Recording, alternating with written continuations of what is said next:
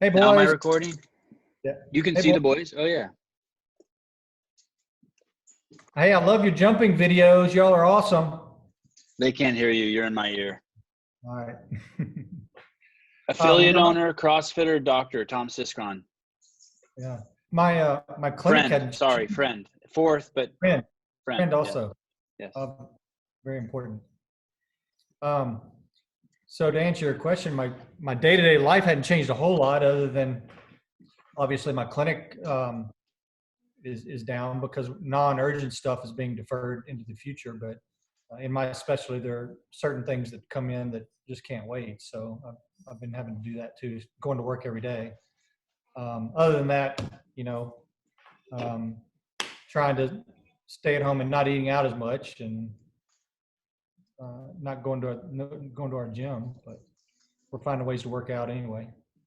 Tom Siskron, doctor, CrossFitter, affiliate owner. CrossFit Medicus owner, yeah. What'd you say? Co-owner with Ken Sanders, really. Say that again? Co-owner. I'm the affiliate of record, but Ken Sanders also is with me in CrossFit Medicus. I'll give him a shout out. Okay. And I want to add to that list. You stay in ketosis. You for 2 years, your body burns ketones for energy, not glucose. Is that correct? It's been probably closer to 2.5 now. I think it was September of 2017, right after I met Greg and Brian and all of them. They came down to Shreveport. Soon after that, I went full bore keto. And, everybody hears the word keto and thinks you're some weird, way out whack. It's really all I do is I avoid sugar and processed carbs, flour, rice, processed corn. I want to avoid corn if there's a few kernels in my salad or something, but I'm not going to go eat a piece of cornbread or cornmeal or something that's been processed where it's higher insulinogenic loading dose. So, I say sugar, flour, processed corn, rice. I don't eat a lot of potatoes, but I don't avoid them like the plague. But And I've been to a few parties with you, and you don't drink alcohol either. it's very rare, very rare. Sorry, I ran to get a pen. That's okay. I'm getting a little rusty at this. But I'm gonna knock that rust right off. What's your specialty, Tom? I'm a urologist. And you were saying that you're just doing the appointments that are essential. Give me like essential versus a couple examples of essential versus not essential for a urologist. Well, when people can't empty their bladder, that's pretty important. So I've got guys coming in who have to have catheters placed or have them changed. I sent you a picture a few days back without any identifying information, of course, of an emergency that came in. So you know about that one. Can you talk about that one? Well, I can, sure. I kind of jokingly with you called it unintended consequence of quarantine. There was a young man who was at home in the middle of the morning rather than at work, and he had a what we call a penile fracture, which is where the corporal body actually tears, and I had to repair that for him. Give me. So I don't know much about my penis other than just my daily interaction with it. When you say a corporal fracture, give me. All right. Is that a broken penis? It's a penis fracture, a broken penis. I mean, however you want to say it. Basically, the way I describe it is the penis is like one of those balloons that the clowns tie and make animals out of. It inflates and it has a fascia covering it. So there's actually two corporal bodies, we call it, the corpora cavernosa, that inflate with blood. And once they inflate to their maximum extent, they become rigid, just like the little balloon does. But also, just like the balloon, it can tear. That fascia can tear. And if it's bent, or usually it's a trauma where it comes out and then hits the pubic bone or whatever of the partner, it'll actually bend and break, and that has to be repaired surgically. So does that mean the blood will leak out when you get erect if it's torn? Absolutely. It immediately turns into like an eggplant. It gets really ugly really fast. So it needs treatment right away before the next erection comes around. That's right. Yeah. Or the next one won't even come. It's just a flat tire basically. So this guy was having intercourse and his penis broke. When a client comes in like that, do you ask questions like what position you were in or how did it happen or? Well, he comes in through the ER and, I don't ask anymore. It's almost always the same answer, although his was different. He volunteered the information. I don't want to get into all the details of position, but All it's right. usually, I it's would usually love to. when the man is not in control of the thrust. Oh, I wow. thought Okay. cowgirl position is very dangerous. It's Uh, amazing how you make everything sound smart. Yeah, the jumping up, moving back and forth, rapid style is very dangerous because if it slips out and it goes back down on her pubic bone or your partner's pubic bone, then that can fracture it. Um, yeah, we didn't waste any time getting right into the penis talk. No, So, no. I like, actually called to talk to you about COVID-19, but this is yeah, fascinating. you're going off on the penis tangent again. This is a great PSA, though. I mean, there's value here in the fact that people really are home, and that people either probably are having a lot more sex or they're filing for divorce. Would be my guess, Yeah, that's why I or said it was an both. unintended consequence of quarantine. That guy should have been at work rather than requiring surgery. Another patient, I've had a couple of older gentlemen who, unfortunately, another unintended consequence of quarantine, they got an infection because they're diabetics, both of them. That's always what happens, but they got an infection in their privates area and didn't want to go to the doctor to get it checked. And they just sat at home and festered for a few days and it turns into gangrene. And that's another urologic emergency that has to be taken to the OR pretty quickly. So I've had 2 of those in the last week. What's a And non-essential? What's something that someone wants to come see you for, and you're like, hey, well, we got to wait till this thing. I just told one, not 2 hours ago in the clinic, my nurse came to me and said a guy wants to be seen for a hydrocele, which is just a benign fluid collection around the testicle. And he wanted to come in now. And I said, well, that's not essential. That's kind of me breaking the rules if I accept that. I mean, I don't know who's watching, but I'm sure someone is. Big Brother's probably watching what kind of patients we're seeing, and I don't want to be seeing anything that's totally can wait. And it's Right. just not. Most of these patients, anyway, as you and I will probably discuss later, most of these patients don't need to be out in this because, COVID. Even though I'm personally not afraid of it, there are plenty of people who need to be afraid of COVID-19, and they need to be self-quarantined for sure. What do you think about this thing I keep hearing that over and over, that we're making a mistake by not letting the kids get it, that they should have left the schools open, they should have let all the kids get it, kids need to build antibodies against this, it's how the civilization gets herd immunity, that this is going to backfire in the long run and our kids are going to be exposed to this further down the road, that there's no stopping it? My personal opinion is this virus is here to stay. It's something we're going to have to learn to live with. Oops, sorry. Oh, that dog is really red. Yeah, he's an Irish setter. Come here, Irish setter poodle mix. Wow. Say hi to the camera. That is red. Say hi to the camera. Kilo. So, it's here to stay. We got to learn to live with it. And if we lock everybody away so they don't get it, that virus is going to come around next season, next year, whatever. And are we going to do this every year? There's things to be said. I certainly don't have the right answer. I don't know, but there's certainly an argument to say, let it run its course through those of us that are not really at risk. Is socially isolating everybody going to, quote, flatten the curve? Of course it is. And I bet you that our data for flu rates is going to plummet this year because nobody's getting out spreading the flu either. And this disease obviously is more significant to me at this point, more significant than the flu for certain populations, for certain percentage of patients. Unfortunately, our country, our society, our world has a higher percentage of those patients than we should and than we have historically, which is making it a very serious illness. But whether the death rate so far in people under 18, I printed out some data today from the state of Louisiana, and if you catch the disease in Louisiana and you are under 18, your chances of dying are like 0.1%. 0.1%. So that's well, 1 in 1,000, less than that, right? You know, it's funny. You'll say that, or I've said that, and before you can even 1 in take your 1,000. next, before you can even take your next breath, someone will jump on you and be like, "So what are you saying that you don't Yeah, value elder people's lives?" And you're like, "No, I'm not. Whoa, I'm just right, exactly. presenting facts to you. I'm not suggesting that there's not a quarantine. I'm not. But let's be honest. And I bring this up because for my Google alerts, I Google alert underlying conditions and comorbidity.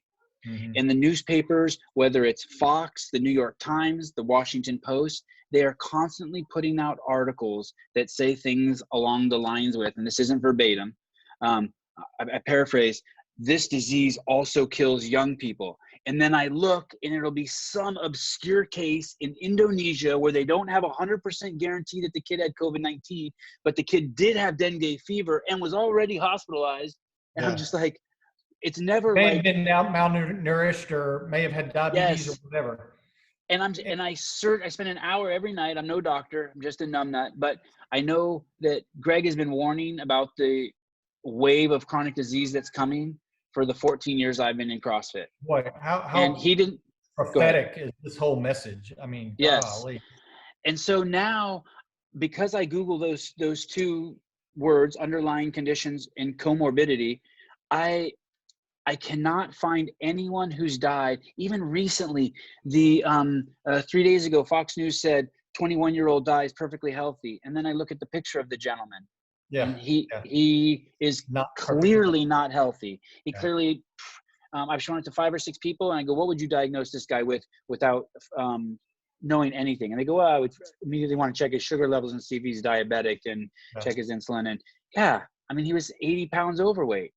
Well, in Louisiana, 45%ish, 43 to 46, it varies day to day, have diagnosis of diabetes. Now, to me, that Wait, means that say those numbers again. Say those again.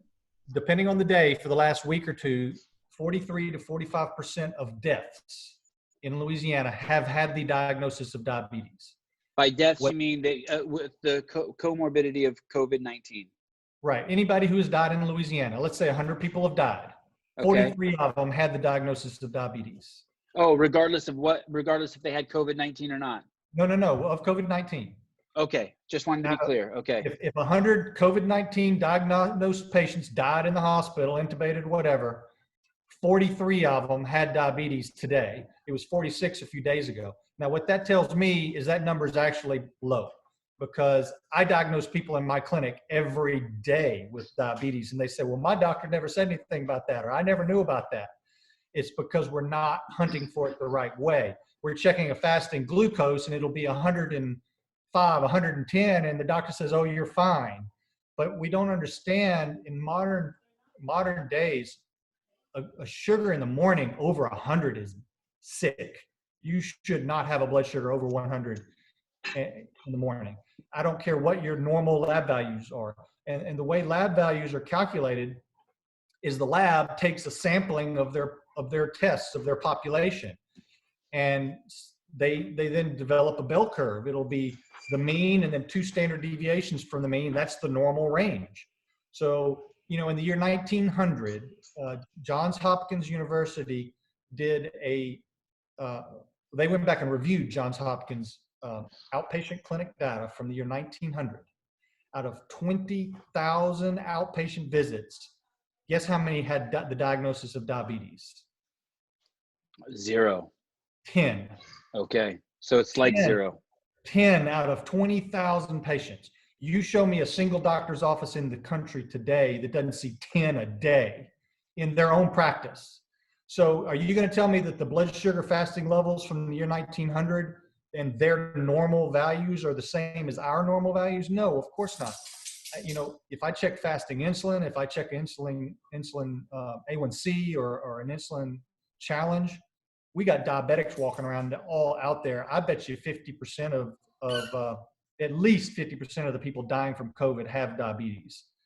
What And you were saying 43 out of 100 that have died in the last 3 days. roughly in Well, Louisiana that's cumulative right now. That's the data the Louisiana Department of Health published today. from Is Jan 1, or what's the date they start at? Yeah, all deaths. Total deaths. Let me Their see. start date? Right now, our first death was it was all the way back in March 14th. Our first Okay. death was March 14th. We've had 702 deaths Tell me since about the March 14th. other 57%. 43% had diabetes as an underlying condition. What about the other 57%? Well, let me look on my phone because I put it on Instagram the other day. A snapshot of that data.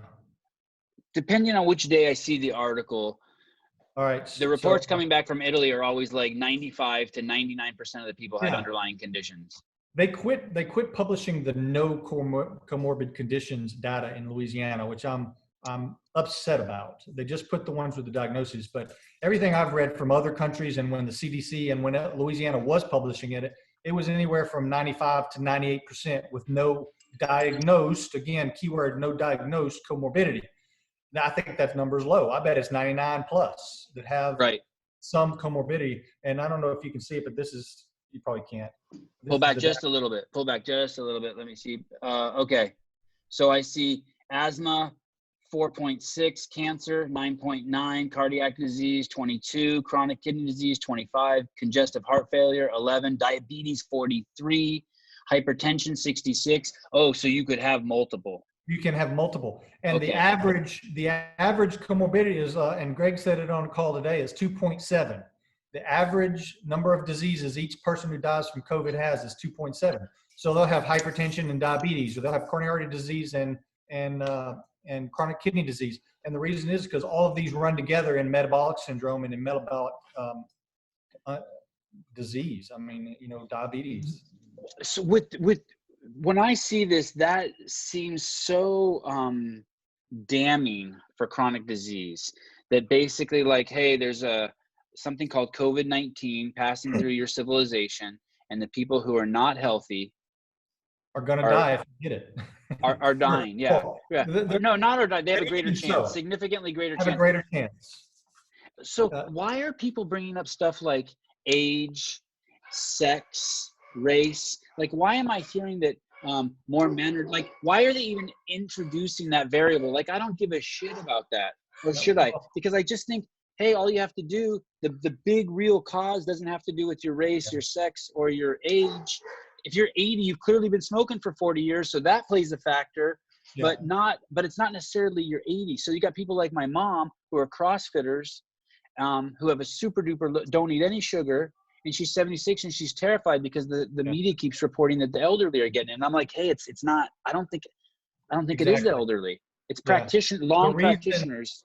The reason age is important. Number one, yes, a 79-year-old, even healthy like your mom woman, is going to have a higher chance of dying. 76, buddy. 76. Careful. 76. She's listening.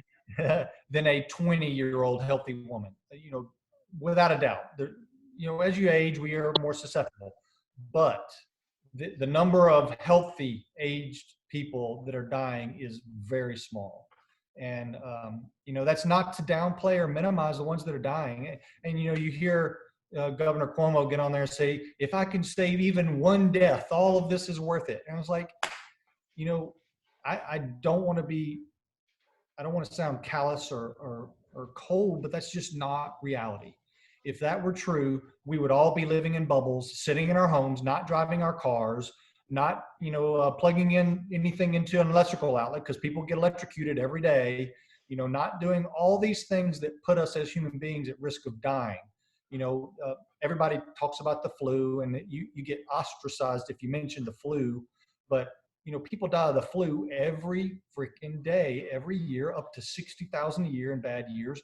Before we had antibiotics, it was even more than that because a lot of what kills you when you get the flu is not actually the virus, it's your susceptibility to secondary infections. And now that we've got, if you look at the spike data, the death data from the flu, from influenza-like illness, pre-1945, the spikes of deaths were 4, 5, 6 times higher almost every year than they are now. And it's just because we have better medical care, we have more antibiotics. But all these things we're at risk for. We are fragile organisms on this very hostile earth. And there's a lot of things that are going to potentially kill us. We can't save every life. And we have to weigh the risk versus benefit in our own lives and as a society, particularly if we're all going to be expected to pay the cost for every death. And one analogy I've been kind of saying is if Sevan, if I give you the ability to say, okay, you have the power to end COVID-19 right now, eradicate it from the earth, would you do it to save one life versus not? Well, then if you have the ability to stop the shutdown, let me say it that way, stop the shutdown, we can all go back to our normal lives and not worry.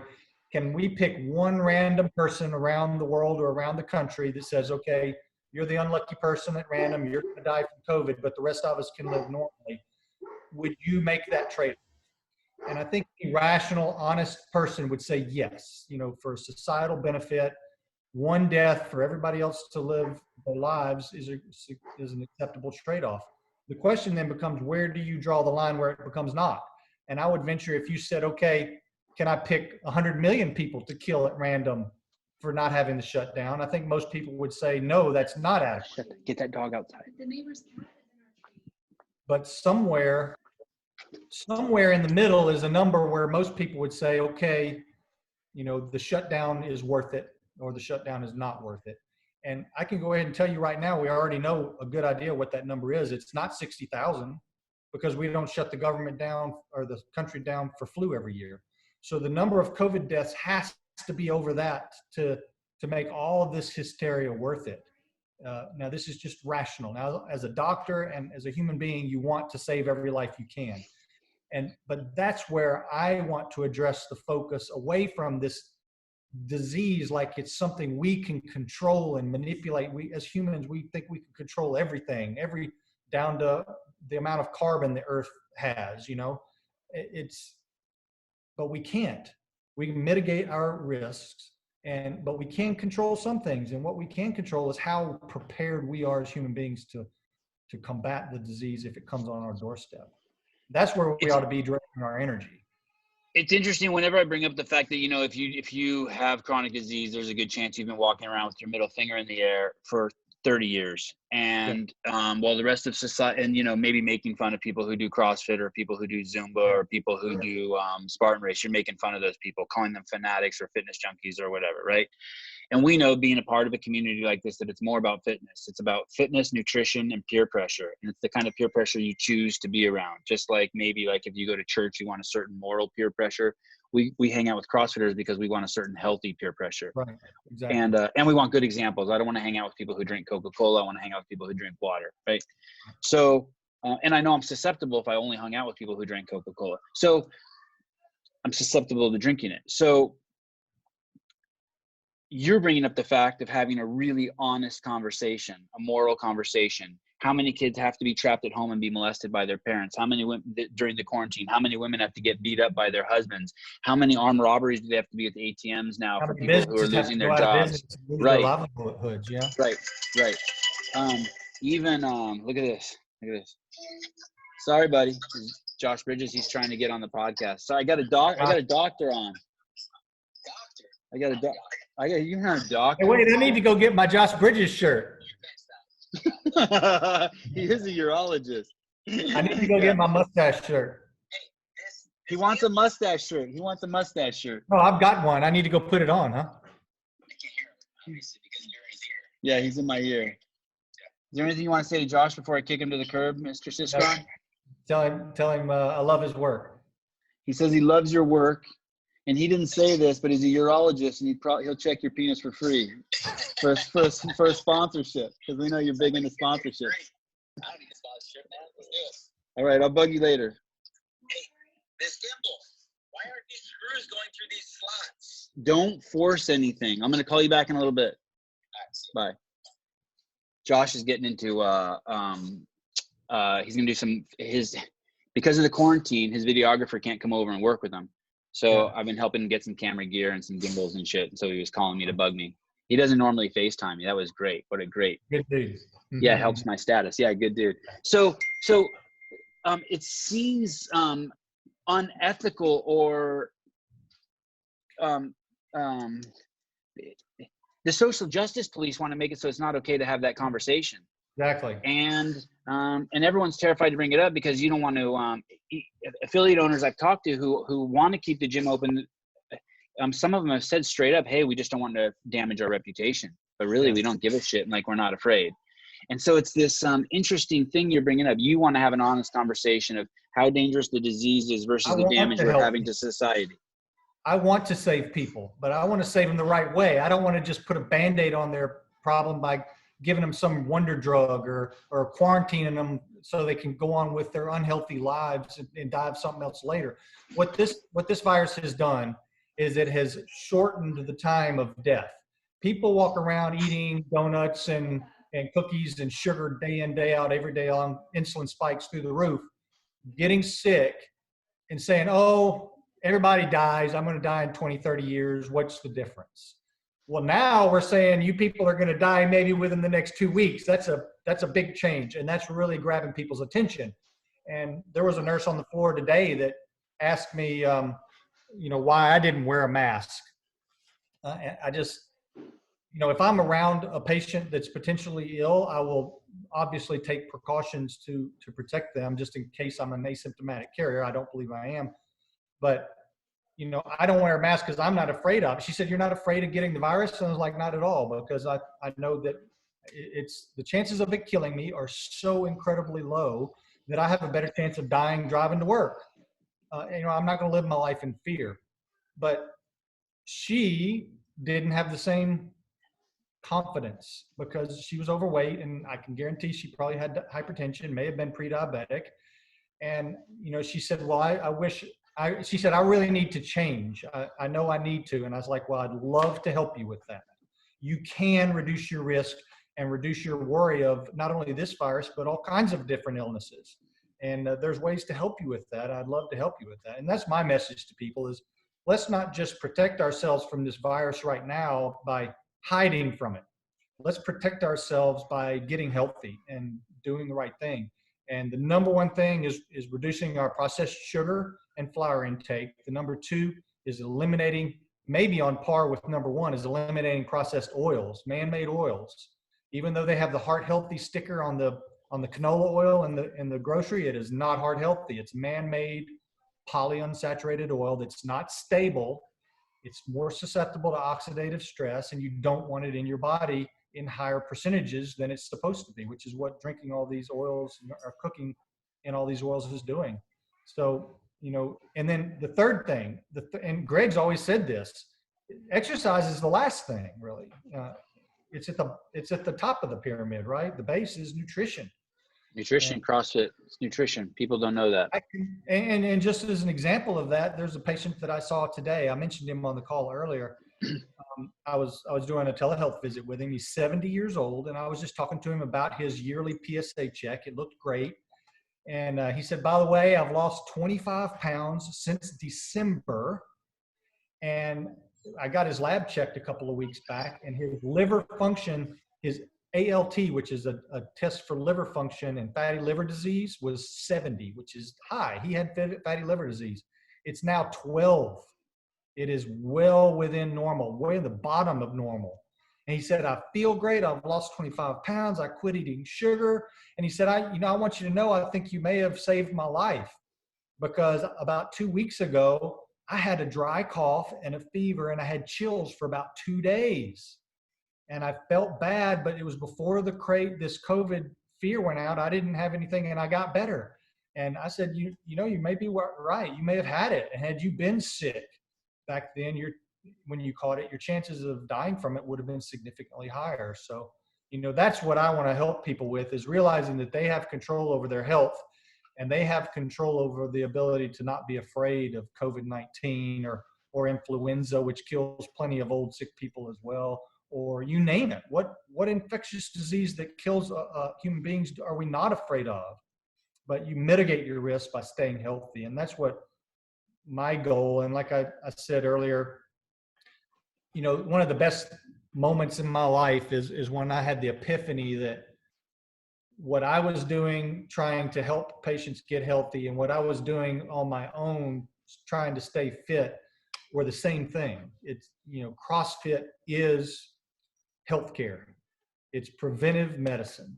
And it's the same thing. We have the same goals, whether you're an affiliate owner or a doctor in your clinic. I help that guy with just diet. I didn't train him. I didn't send him to a CrossFit box. I didn't do anything. I just corrected his metabolic disease. And that was a diet that you started as a CrossFitter because you were in this community and it came to your attention through this community that's focused on health. Mentioning that, let me just say, that the community I was in before, the triathlete community, was exactly the opposite. It was carbo load, bagels, cereals, bread, sandwiches. You'd be dead. I was insulin resistant. I had a dad bod pooch. My lab values show that I was probably pre-diabetic back then, about 10 years ago when I got into all this. And had I continuing along this path, I'm 50. Had I been continuing on that path, I would probably be 50 and metabolically sick, if not diabetic right now. What did you snatch the other day? I saw on your Instagram, 205? 200. Congrats. 205 is my current PR. I'm hoping to break that here soon. I want to say two things and then ask you a question. One, I want people to know that Tom started CrossFit Medicus and what it is, and correct me where I'm wrong. I'm going to take some liberties here. It is a CrossFit gym that he specifically takes his clients to that he feels would benefit more from a better diet and who are, let me modify that a little bit. You take your clients to CrossFit Medicus, which is sort of a, it's a virtual gym, and you actually feed them into a real affiliate. And you do that if your clients are open to the idea of what you already know. That medicine does not have the cure for many, many, many ailments, and that it really requires a lifestyle change. So kudos to you for walking the walk. You don't just prescribe Viagra. You also tell people, hey, if you want to get that shit naturally, start exercising, get off the sugar, and that blood flow to your junk will increase. And guys come in to me for low T. Rather than just write a prescription for testosterone, I tell them, look, this is why your testosterone's low. You got to take care of yourself.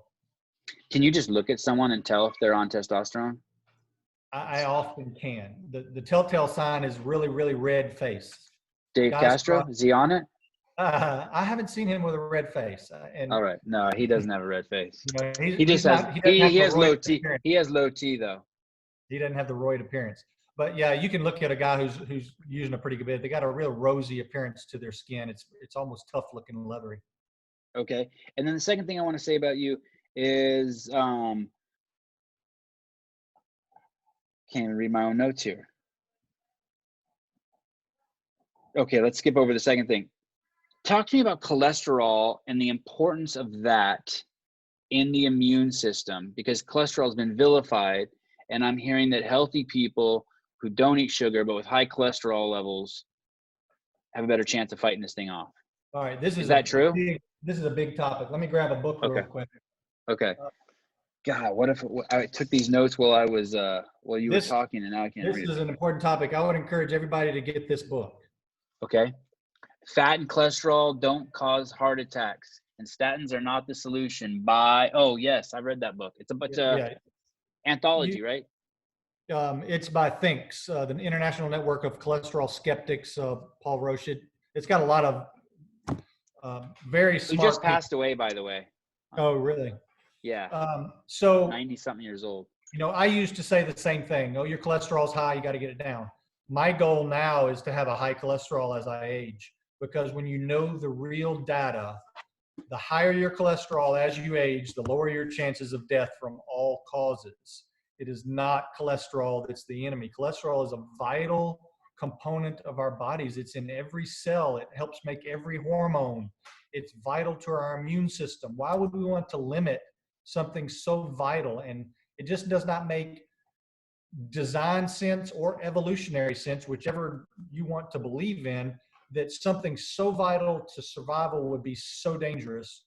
And all of the data that's really been able to hold up to scrutiny shows that high cholesterol is not what kills us. It's the underutilization or the mismanagement of fat storage or over fat storage and fat buildup in our bloodstream. So a much better indicator of your health is your triglyceride to HDL ratio.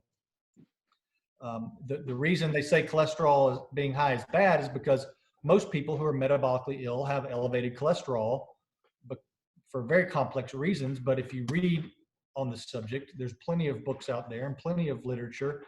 I'm certainly not going to step on the toes of all the books that I've read of the authors that know a lot more about it than I do, but I'm definitely a skeptic nowadays. So my cholesterol has gone up in the last 5 years. In the last 2 years since I've been keto, my cholesterol has been over 200 for the first time in my life. I was always 130 and thought I was, awesome, great. The problem is my triglycerides were 200 and my HDL was 50. And that gives me a ratio of 4. And anything over 2 is insulin resistance, almost diagnostic. So you take your triglyceride, divide it by your HDL, you want it at 1 or below. Mine last time I had it checked, which was a little over a year ago, was 0.6. My triglycerides were 30 something and my HDL was 70. So, it's not the substance in and of itself that's dangerous. It's how it all interplays in your body that's important. And if you're metabolically healthy, your cholesterol level is going to be high because you're shipping it around to the body to make hormones, to help make cells, to help your immune system. It's a natural product in our body. It's all the other things that are going on that are more important. But it's a very, very, very, very touchy subject. And if you say that to a lot of docs now, even now, they'll say you're a heretic and run you out of the doctor's lounge. Well, also, I think statins might be the largest. There might be more dollar values behind statins in this country than any other drug. I mean, and if you look into I the think data, I saw 13 billion or something huge. You look like into the data that the drug company funded studies show that they push these drugs with. They are so misrepresenting the effectiveness and the side effects. It's not even funny. I mean, and you can see the videos talking about that at CrossFit.com. Yeah, absolutely. They do run-ins on their studies where if you have a side effect of the medicine, you get excluded. And then they do this study and they say, oh, our side effect profile was only 1%. Well, what about all the people who stopped before you even did the study? It's just lying to the public. So you're saying that they start a study with 100 people and it's 10 weeks long. 2 weeks in, if someone shows something weird, they pull them out. If 4 weeks in, they show something weird, they pull them out. If they end the study with 40 people, then you only hear about the side effects from those people who made it through the entire program. And their reasoning is we have to have people on the medicine long enough to get good data on its efficacy. So they have to weed out those who can't stay on the medicine. But they don't tell you that in the newsprint on the headline. Statin results in such and such improvement in health. They don't tell you about all the people who have side effects or have negative health effects. I remember what I was going to bring up. Let's go back to that conversation we were having before. It kind of ties in this whole call. It's a good note to end on. I don't want to alienate anyone or say that we don't realize that there are outliers out there, or that there are people out there who were born with conditions that made them more susceptible to COVID-19. Anytime I bring it up or I read about it on a message board, someone will be like, well, I have a sister and she has XYZ, and people have issues that occur that are outside their control. But it's a very small number. What you and I are not talking about those people. What we are talking about, people, to quote my good friend, Dr. Will Wright, is we're talking about people who are 30 years complicit in their own demise, people who've had really poor lifestyle practices, who, fortunate for them, can change them and within 3 months receive incredible benefits, even faster. It's really right? quick. It's really quick.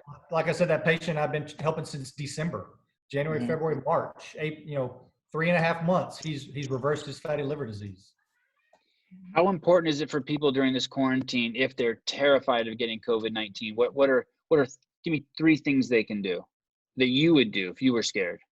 If I had all those comorbid diseases, I would stay at home. Yeah, I would not. What are some practices you would change while you're at home? Would you immediately quit eating sugar? Oh, absolutely. Yeah. That's the first thing they need to do is sugar. and any processed oil, any man-made oil that comes from a vegetable or a nut, like peanut oil, safflower oil, canola oil. All those man-made oils are made in factories with chemicals and heat, and they're not natural. You need to stick to Okay. natural oils. If you can take something Wow. and press Okay. it and the oil comes out like an olive, that's good. That's a natural oil. Animal oils, lard and animal fats are good fats, but olive oil, coconut oil, things that are naturally cold pressed oils are much healthier for us than these man-made artificial oils. So let's leave people with that. I like that. And I'll throw exercise in there. 3 things. If you're at home listening to this right now, these are 3 things that we should learn from Dr. Tom Siskron. Stop eating sugar. Yep. Only consume man-made oil. Sorry, don't consume. Don't consume man-made oil. Do Just not natural oil. consume man-made oil, and exercise. Yeah. And And I would your throw healing in begins. my personal opinion is any processed carbohydrate like flour or cornmeal needs to be high on that list also. To take out, to quit. Although I tell people to start with sugar and you got to be very sneaky. I mean, careful because they're sneaky. They put it in 80% of our foods that you buy it in the store. I tell my patients if it comes in a bag, box, or a cellophane wrapper, it's probably not good for you. It's probably got sugar and oils in it that are man-made. So What are you going to eat today? What are you going to eat today? Well, I'll tell you what I have eaten so far. I didn't eat much. I didn't eat breakfast at all. I had a big lunch with lots of fatty brisket and squash, broccoli, greens. And on the greens, squash and broccoli, I'll put olive oil and vinegar, red wine vinegar.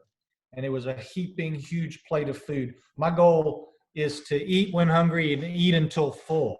And that makes me, but eat the right things. And then that way I'm not hungry. I'm not a slave to food anymore. I used to be a slave to food.